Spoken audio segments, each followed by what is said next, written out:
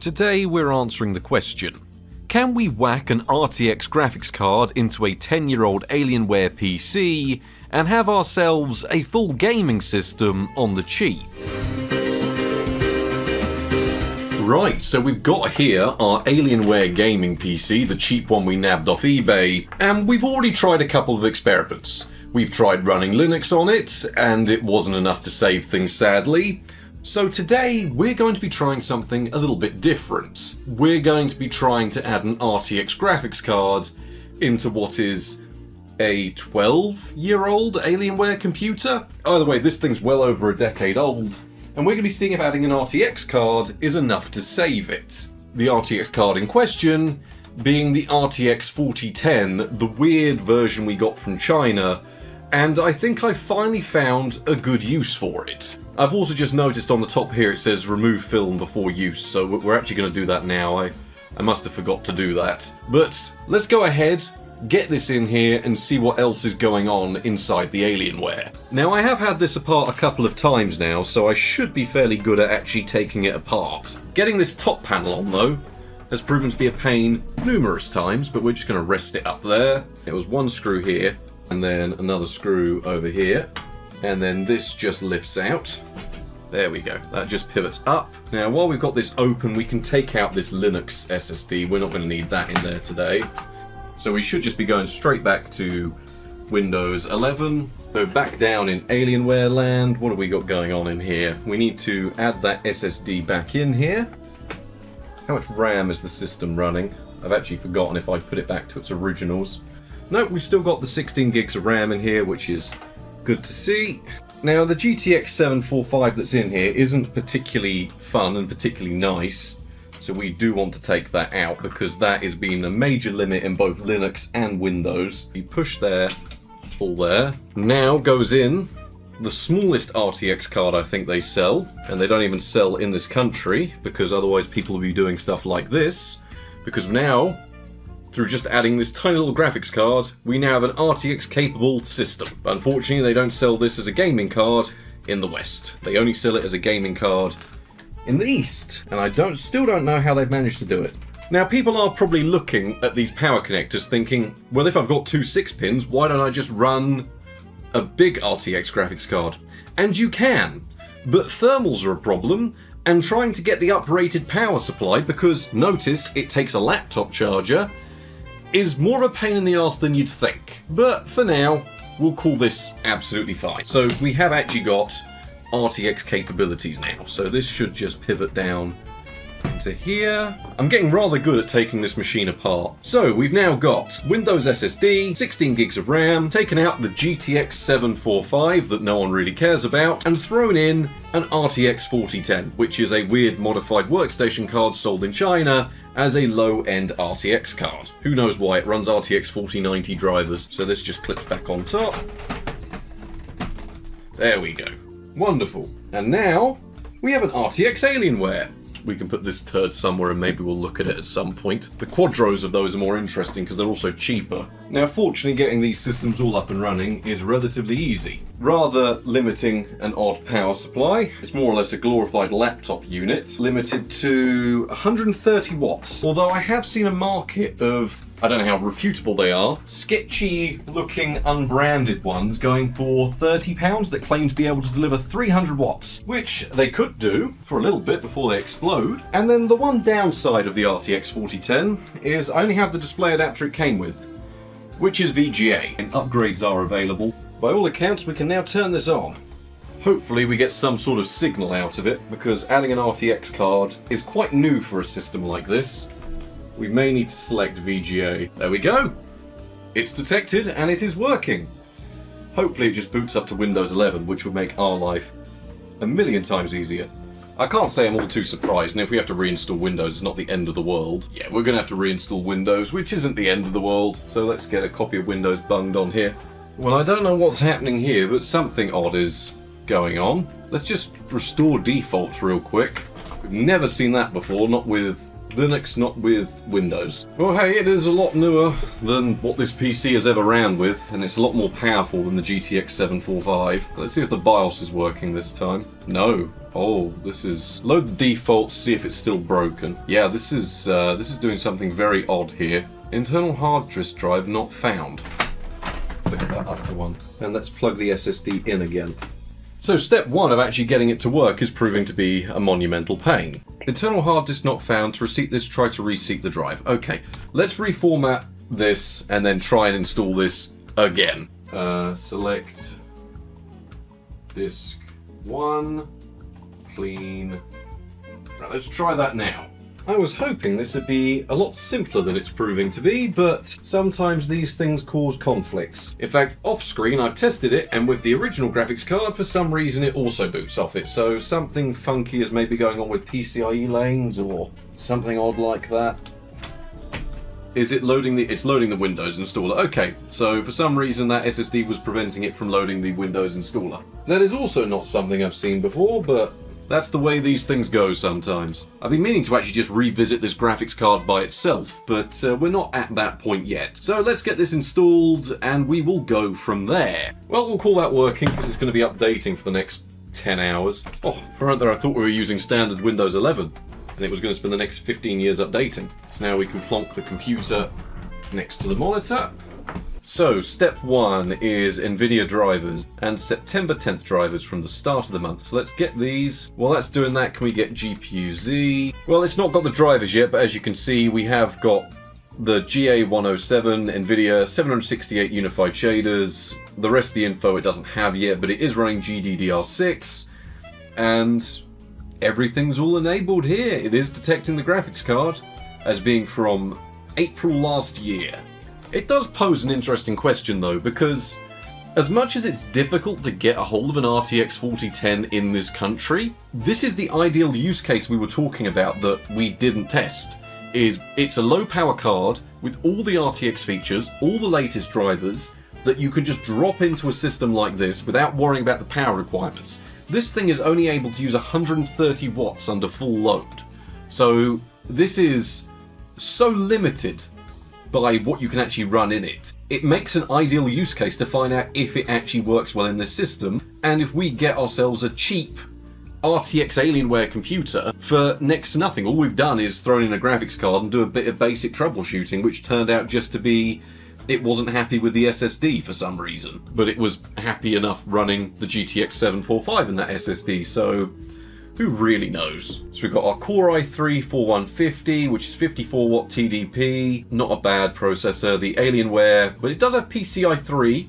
Well, the drivers have now downloaded, and it'll be interesting to see what these ones actually do. Now, it should just install as a 4090D. That's what it did last time. I haven't looked at it since last time, and I don't know if maybe it only runs on one specific set of drivers, or maybe it's just compatible with whatever the latest ones from NVIDIA are.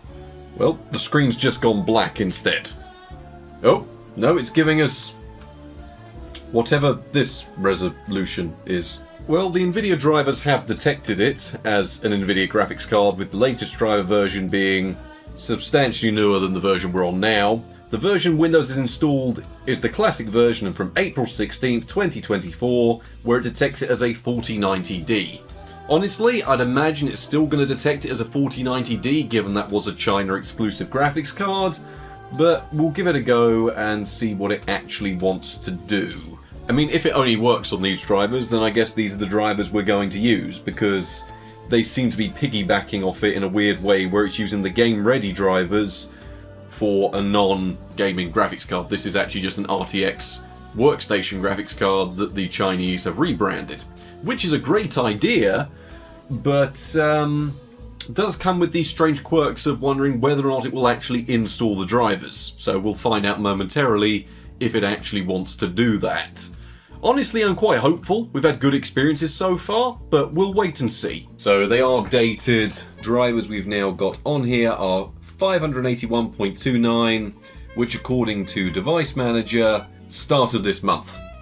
So it is actually running with updated drivers, which is nice to see. Well, we'll get Steam started, we'll get 3D Mark running, and we'll find out if it survives, because that's going to put a lot of load on the processor, a lot of load on the graphics card, then both at once, and if there's any problems with powering the graphics card, or issues with these drivers, that's going to make it pretty apparent.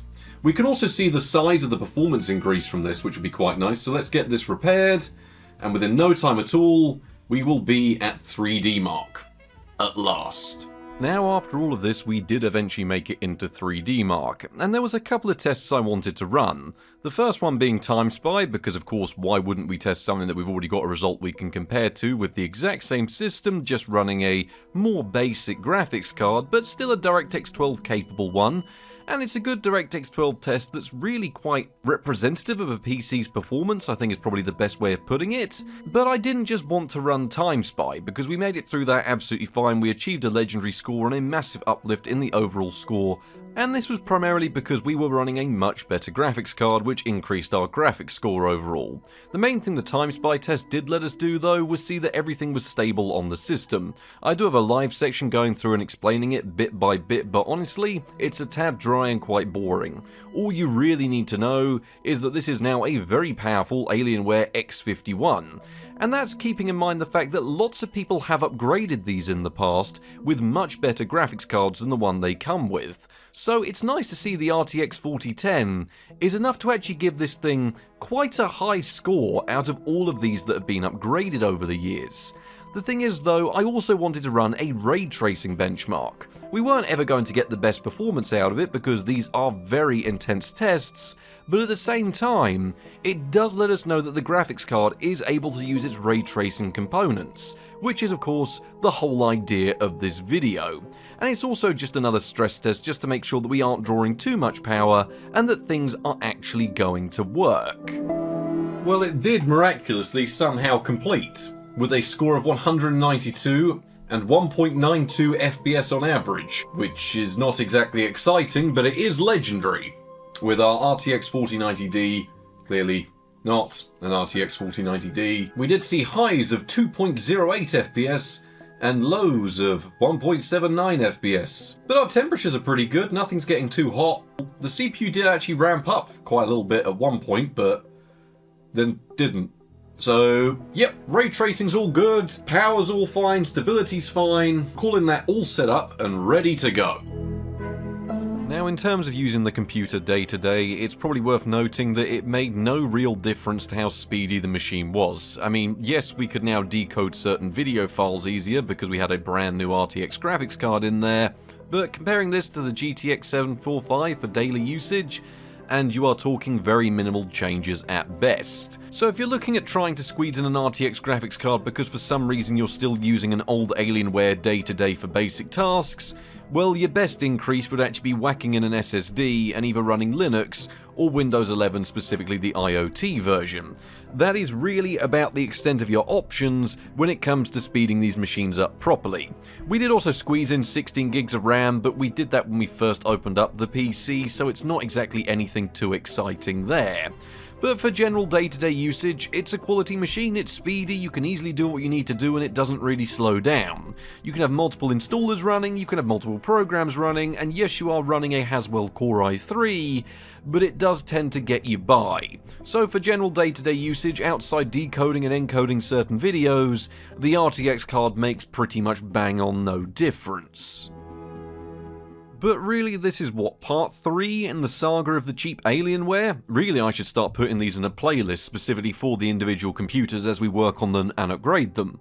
So we tested it in its stock configuration out of the box as you would have seen it years ago. We've tested it by whacking Linux on it and having a less than stellar time, with most of the performance generally being worse across the board because of our not so stellar Maxwell graphics card. And now we've gone to the next possible option of what if we shove in a better, modern and up-to-date RTX graphics card to see if it can do some ray tracing activities. Now it's worth noting that we are leaving the processor as is, because as much as we can whack a nice Core i5 or Core i7 in there, until we get a better power supply, our options are really between better graphics card or better CPU, because we only have 130 watts to play around with, and we would be cutting things a lot closer if we change the processor out. So we're going to opt for the upgraded graphics card this time, but if people want to see it, maybe we will whack a better processor in here. Either way, the focus of these tests today is to run through some of the latest and most popular titles with ray tracing enabled. Now, there are going to be a couple of tests where I did turn it off just to make sure there was nothing wrong with performance, but it doesn't matter what your views are on ray tracing. You might love it, you might hate it.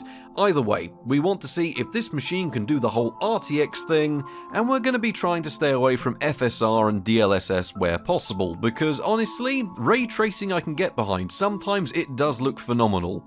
DLSS, I like the new Transformer model, but a lot of the time it can just make the games look more blurry, and on a system like this where we're going to be quite CPU bound in some instances, well, I can tell you the performance was often worse with DLSS enabled.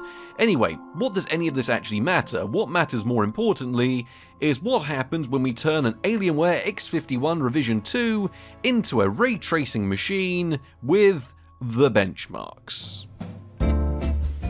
Starting off the benchmarks, we have GTA 5 Enhanced Edition running with normal and high settings in 1080p. We were also able to turn the actual ray tracing options into high options, and that resulted in a fully playable experience, albeit one that was pretty much stuck to 30 FPS. This wasn't entirely down to the graphics card though, as the processor was receiving a hell of a lot of usage just trying to keep up with the amount that was being asked of it. Once again, it is a simple 2-core 4-thread CPU from well over 10 years ago. But still, that doesn't exactly mean the RTX 4010 was a powerhouse, but GTA 5 Enhanced does actually tend to look really nice, with the ray-traced lighting, reflections and the shadows turned on. I think this is both admirable from both the machine and the game's optimization, but starting off on a bit of a high note there, it is possible to run this game with high ray tracing options. You just have to sacrifice a few things like texture quality to make the game playable. When it comes to running the legacy version of GTA 5 though, so you forget about the ray tracing. In this instance we have literally taken an old Alienware and given it a solidly powerful graphics card that means it can max out games from around the era of its release absolutely fine. I mean, don't get me wrong, the CPU was definitely a limit in some of the more heavy areas, causing us to drop away from 60 FPS, primarily giving us our average of 53. But still, it wouldn't stray much further from this mark, leading to a very smooth and solid experience. It also looked fairly alright with the very high settings, and these are the settings it defaulted to, so we were able to turn a couple of options up even further, just to make sure the game did look even better. So GTA 5 Legacy, well, it does run alright. GTA Online with its legacy form did prove to take a bit of a hammering on the PC. Now, I tried to find the largest lobby I could at the time of benchmarking, which had a tad over 16 players, and even then we were seeing around 36 FPS on average, with 1% lows down to 31 FPS. There was some issues with optimization here, especially in terms of the utilization of both the processor and the graphics card, which primarily resulted in this frame rate pretty much halving. I'd be more inclined to blame it actually on the Core i3, because this game's optimization really does take a downturn once you go over 16 players. When you were actually under this and in smaller lobbies, you'd be seeing much closer to your single player frame rate. So GTA Online is still playable, but that Core i3 is going to struggle with larger lobbies regardless of if it's got a good graphics card in there or not. But we all know that GTA 5 Enhanced Edition and GTA 5 in general is very well optimized. What about something brand new and intensive and difficult to run? Well, Half-Life 2 RTX running with low ray tracing settings in 480p returned as 21 FPS on average, with 1% lows down to 6 FPS. Genuinely, in some parts of the game, it could be a complete stutterfest where you'd just struggle to control anything. It was asking for too many light bounces at once, and the Core i3 couldn't keep up, and nor could the RTX 4010. Really, I'm more inclined to blame this on the processor once again, as I'm fairly sure we saw a better result from this when we were testing this as a standalone graphics card. But still, it's admirable that it even launched, and it was definitely putting a complete strain on the system. Our RAM usage was through the roof, our graphics usage was through the roof, and our processor usage was through the roof, all to return us 21 FPS in 480p. So welcome back Half-Life 2, you are an incredibly good benchmark, but one that's also now incredibly difficult to run on these types of computers. Now, Cyberpunk 2077, I probably spent a solid hour configuring around with all the ray tracing options, resolutions, and all the things like that to try and get the game playable, and it just simply was only smooth during the benchmark. See, this might look okay in 378p with low options and the ray tracing enabled, and we were seeing 29 FPS on average, which isn't too bad. The problem is, the moment you went in-game, this would completely fall apart, and your frame rate would be completely uncontrollable. Don't get me wrong, in certain places it was actually okay, but the reality of a system like this was, the moment I turned off ray tracing, our frame rate didn't get any better. A lot of this was down to the system simply not being able to keep up with the graphics card that was in here, even one as basic as an RTX 4010. So Cyberpunk 2077 was a bit of a shame here, as there was no way to get it running with just 2 cores. Now, Hitman 3 had the weird feature where it would crash when I asked it to go into its built-in benchmark. I have absolutely no idea why. It didn't matter what settings I was using, where I launched it from, or what version of the benchmark. It simply wouldn't work. However, with low and medium settings, we were able to just about enable the ray tracing options, which I didn't actually realise do look really remarkably good in this game. We were only able to manage a 720p resolution because of this, and an average of 34 FPS with 1% lows down to 27 FPS.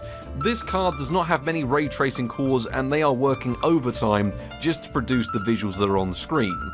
Outside areas would see you hovering between 25 and 30 FPS, but through most of the gameplay that I was going through, you'd be seeing anywhere from 25 to 35, so it is playable, but really ray tracing is putting a lot of tax on a machine like this.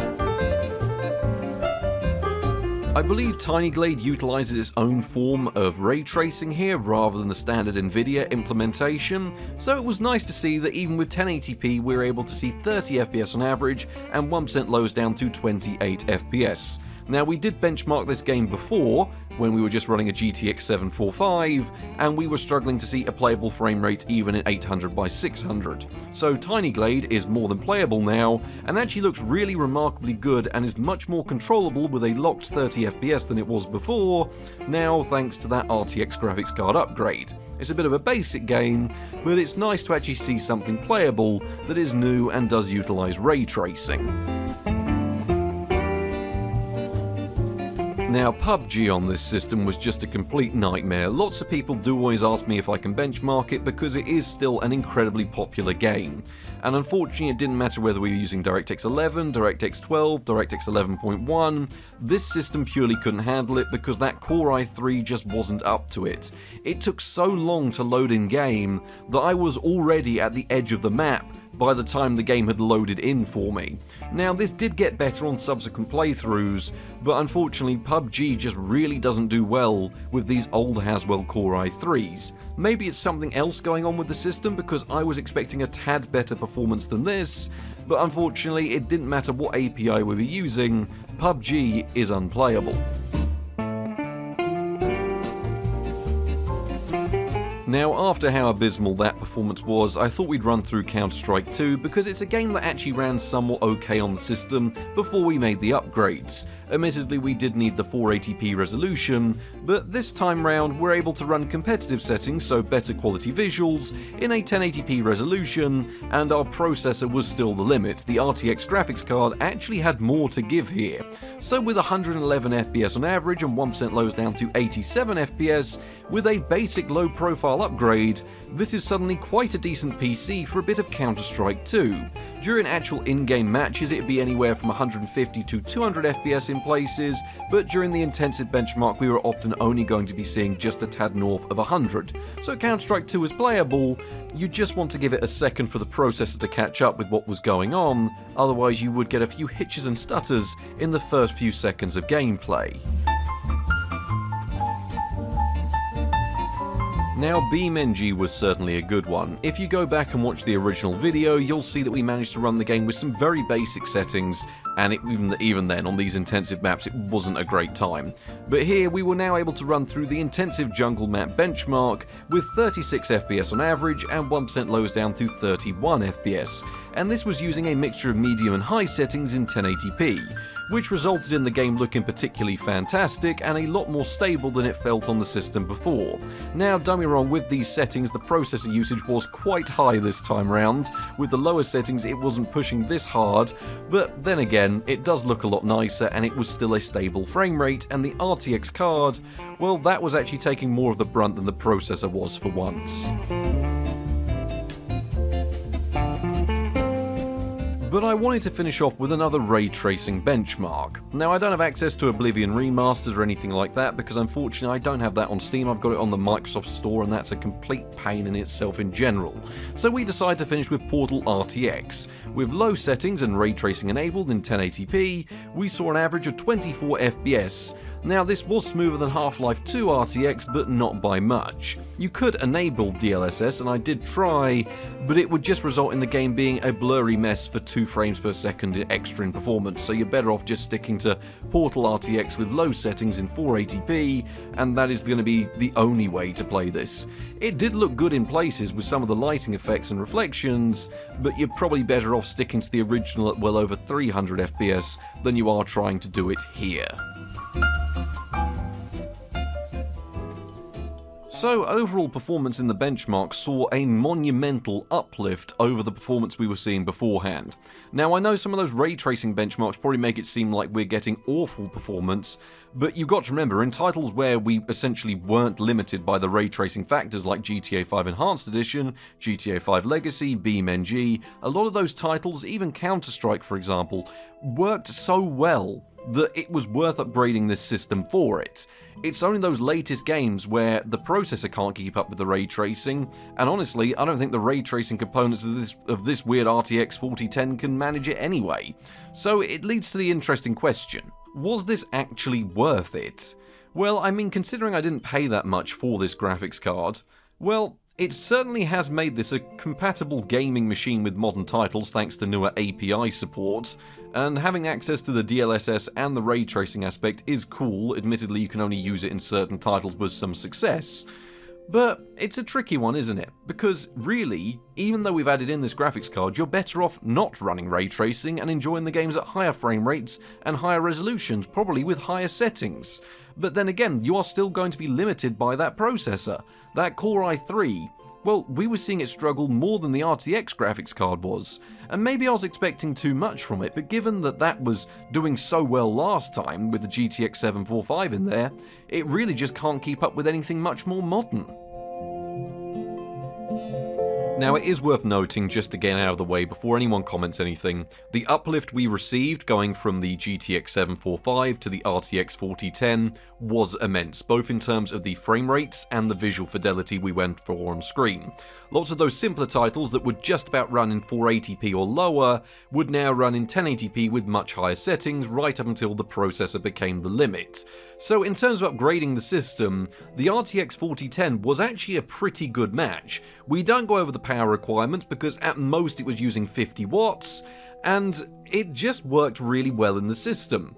I mean, the BIOS for some reason isn't happy with the RTX graphics card being there. It refused to install our original Windows version that was already on the SSD, and it refused to actually show the BIOS properly when the RTX graphics card was present. But once again, this is an old computer, and every time we've whacked an RTX graphics card into an old computer, we run into some weird problems. Could it be PCIe speed bottlenecks? Could it be BIOS support? Could it be a number of things? Probably yes. At the end of the day, once you actually get Windows, or even your choice of Linux on here, it will work fine with these RTX cards. And given this is from the RTX 4000 series, apparently, that means even a new and more powerful RTX graphics card should work in here.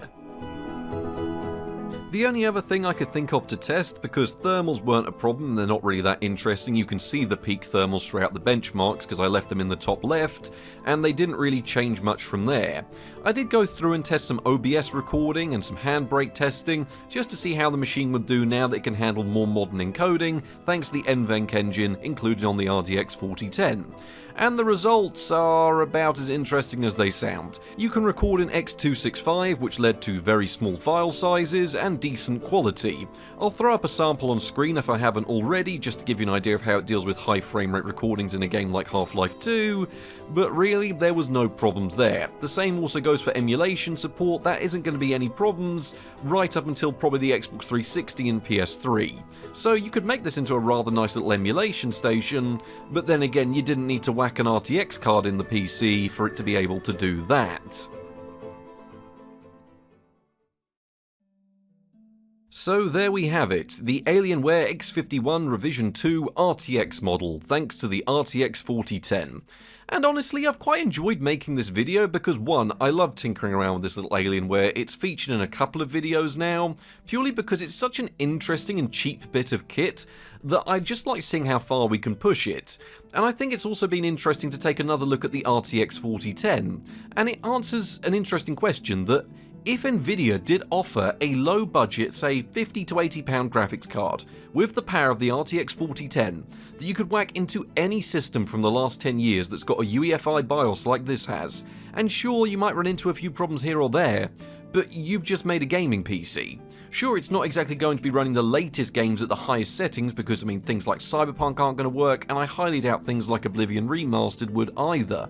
But for the most popular titles out there, bar PUBG, well, you've got a system that will run it with high settings and some decent frame rates as well. So it's a real shame that Nvidia isn't capitalising in on this market, but then again, they'd much rather you spend £500 to £800 on a mid-range graphics card, wouldn't they?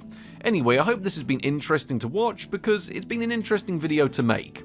And maybe we'll take another look at this Alienware X51, maybe we'll whack in an AMD card and run it on Linux, or maybe we'll keep the RTX 4010 in here and run it on Linux. Who knows, maybe Linux can save this now, it's got a modern graphics card. Then again, I also don't know how this graphics card deals with drivers on Linux. Either way, thank you all very much for watching, I hope you've enjoyed this bit of an odd video, but an upgrade saga once again. Thank you all for watching, and good night.